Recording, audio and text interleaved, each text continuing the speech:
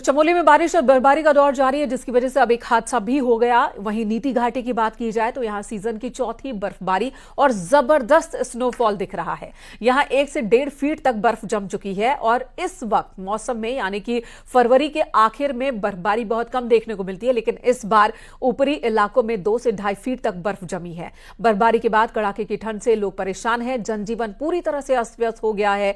जो लोग अब इस मूड में आ गए थे कि अब तो गर्मी की शुरुआत हो गई, ठंड चली गई, अचानक से मौसम बदलने की वजह से उनकी तैयारी न होने की वजह से लोगों की परेशानी और ज्यादा बढ़ गई है।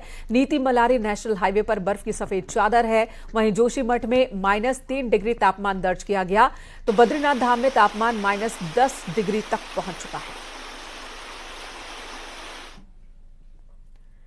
पहाड़ों पर पिछले 48 घंटे से लगातार बारिश हो रही है, बर्फबारी हो रही है और ऐसे में ऊंचाई वाले क्षेत्रों में स्नोफॉल और निचले इलाकों में शीतलहर का प्रकोप भी बढ़ गया है। रुद्रप्रयाग जिले में केदारनाथ यात्रा के मुख्य पड़ाव गौरीकुंड में आज लोगों ने बर्फबारी का आनंद लिया। गौरीकुंड में मां गौरी का मंदिर है और यहीं से बाबा केदार की पैदल यात्रा शुरू होती है। शुक्रवार को गौरीकुंड में जोरदार बर्फबारी का नजारा देखने को मिला।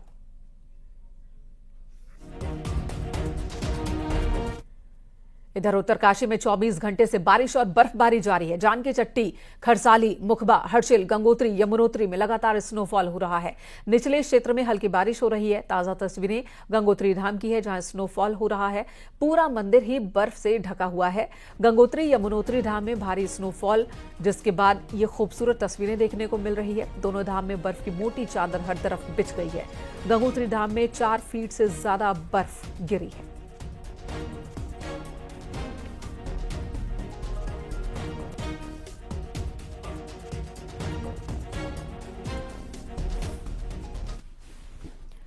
वहीं बात केदारनाथ धाम की भी कर लेते हैं। यहां पर भी भारी बर्फबारी हुई। पूरी घाटी में हर तरफ बर्फ ही बर्फ दिखाई दे रही है।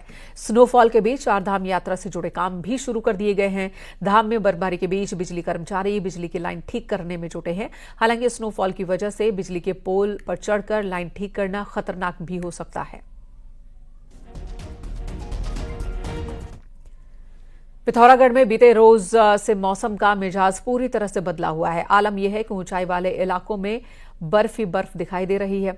मुनस्यारी, कालामुनी के साथ ही व्यास और दारमा घाटी में जमकर स्नोफॉल हुआ। स्नोफॉल के कारण इन इलाकों को जोड़ने वाली सड़कें बंद हो चुकी है। ऊंचे इलाकों में बर्फबारी हो रही है तो निचले इलाकों में बारिश हो रही है।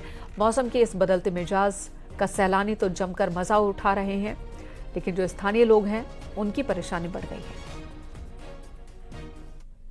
से आया हूँ, मेरा जर्नी जो है सक्सेसफुल हो गया। यहाँ आकर जब ये स्नोफॉल हुआ, अब मैं बहुत चीयर कर रहा हूँ और मैं बहुत खुश हूँ। अल्मोड़ा जिले में पिछले 24 घंटे से बारिश जारी है। बारिश होने से जहां किसानों के चेहरे खिले हुए हैं, वहीं जंगलों की आग भी बुझ गई।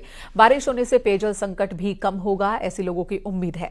बारिश न होने से फसल सूखने लगी थी और ऐसे में ये बारिश फसलों के लिए संजीवनी की तरह है।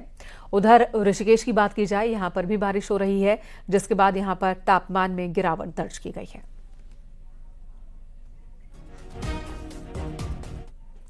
भारी बारिश के बाद कालसी चक्राता रोड बंद कर दी गई।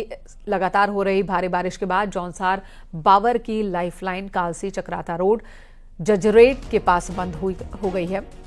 जजरेट को वैसे ही यहां का डेंजर जोन माना जाता है। सड़क पर भारी मलबा आने की वजह से रास्ता बंद हुआ है। मार्ग के दोनों तरफ गाड़ियों की लंबी कतार लग गई है। फिलहाल पीडब्ल्यूडी विभाग मशीनों की मदद से रास्ता खोलने में जुटा है।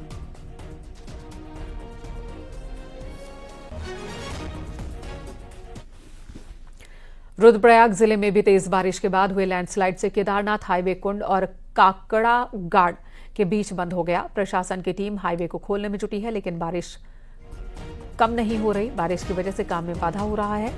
कई जगहों पर बारिश की वजह से पहाड़ी से बोल्डर गिर रहे हैं।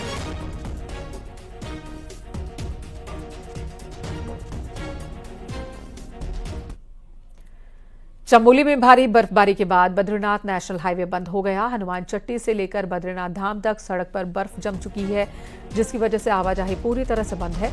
वहीं बीआरओ की मशीन बर्फ हटाने में जुटी है, लेकिन बार बार बर्फ गिरने की वजह से सड़क खोलने में दिक्कत हो रही है।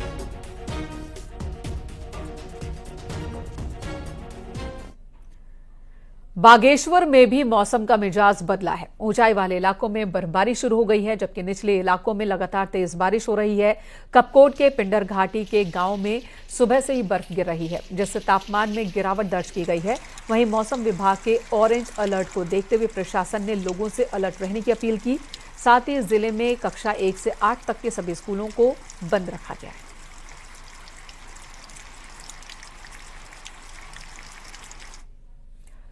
विकासनगर में बारिश लोगों को राहत और आफत दोनों ही दे रही है। यहां हरबटपुर चौक पर एक कार सड़क धंसने से फंस गई। तेज बारिश के बाद सड़क किनारे दलदल जैसी स्थिति बन गई थी, जिसमें एक कार फंस गई।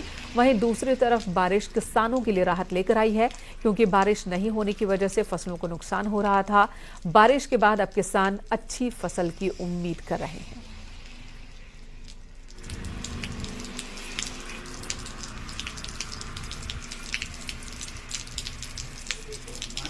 लेकिन अचानक बदले मौसम की वजह से स्थानीय लोगों को परेशानी भी हो रही है। बर्फबारी और बारिश की वजह से जिन लोगों ने तैयारी नहीं की थी मौसम के बदलाव को लेकर, वो परेशान है। साथ ही इस मौसम में बड़ी संख्या में लोग बीमार भी हो रहे हैं। वायरल फीवर और टाइफाइड की चपेट में आने वाले लोगों की संख्या में इजाफा देखने को मिला। दून मेडिकल कॉलेज में हर रोज 400 से ज्यादा केस वायरल और मौसमी बीमारियों के आ रहे हैं, और ऐसे में डॉक्टर्स लोगों से बदलते मौसम में सावधान रहने की अपील कर रहे हैं। बहुत हैवी जा रही है। रोजाना मतलब पर डे मेडिसिन की ओपीडी 450 प्लस पेशेंट्स की जा रही है, जिसमें से मैक्सिमम पेशेंट्स हमारे पास टाइफाइड के, फ्लू के आ रहे हैं, लोअर रेस्पिरेटरी ट्रैक इन्फेक्शंस के आ रहे हैं, निमोनिया के आ रहे हैं। और ज्यादातर ये ट्रेंड देखा गया है कि जैसे सुबह और शाम आप देख लीजिएगा थोड़ा सर्दी रहती है, दोपहर के टाइम पे गर्मी रहती है।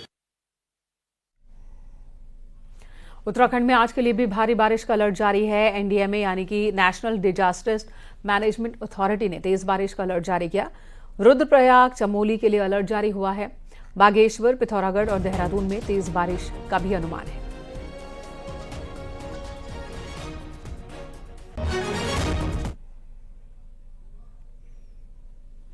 गंगोत्री नेशनल पार्क दुनिया का सबसे खूबसूरत पार्क, जहां दुर्लभ जीव और प्रजाति पाई जाती है।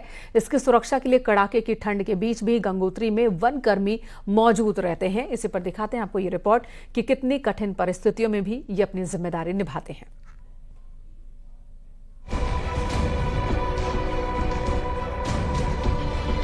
ये है गंगोत्री नेशनल पार्क प्रशासन की टीम, जो कड़ाके की ठंड के बीच बर्फबारी में लगातार इस क्षेत्र में गश्त लगाते रहते हैं। दरअसल भारत चीन सीमा पर स्थित ये पार्क 920 वर्ग मील भूमि में फैला हुआ है। गंगोत्री नेशनल पार्क दुर्लभ वन्य जीवों के लिए भी जाना जाता है। हिम तेंदुआ के अलावा तिब्बती भेड़िया, अर्गली भेड़, तिब्बती खरगोश, भूरा भालू, लाल लोमड़ी, कस्तूरी मृग सहित दर्जनों दुर्लभ जीव यहाँ देखे जाते हैं। पिछले कुछ सालों में यहाँ हिम तेंदुए की संख्या में काफी बढ़ोतरी हुई है। दुर्लभ जीव और प्रजाति के लिए ये क्षेत्र जाना जाता है, इसलिए इस क्षेत्र में वन विभाग की पैनी नजर रहती है। स्नो लेपर्ड है। स्नो लेपर्ड के लिए ये कंजर्व किया गया है नेशनल पार्क, और साथ ही साथ भरल और अन्य प्रजातियां भी, भूरा भालू, काला भालू, दोनों ही यहाँ पे प्रचुर मात्रा में पाई जाती है। शीतकाल में जो गंगोत्री नेशनल पार्क के जो कर्मचारी होते हैं वो पूरी तरह से कड़ाके की ठंड के बीच में जो पार्क है उसकी रखवाली करते हैं।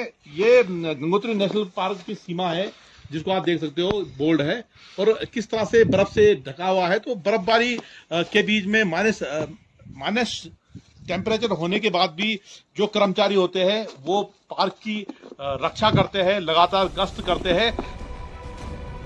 यूँ तो साल भर पार्क प्रशासन यहाँ मौजूद रहता है, लेकिन शीतकाल में कड़ाके की ठंड के बीच सीमित साधन के बीच यहाँ वनकर्मी इसकी देखरेख में गश्त करते रहते हैं और गंगोत्री क्षेत्र में डटे रहते हैं।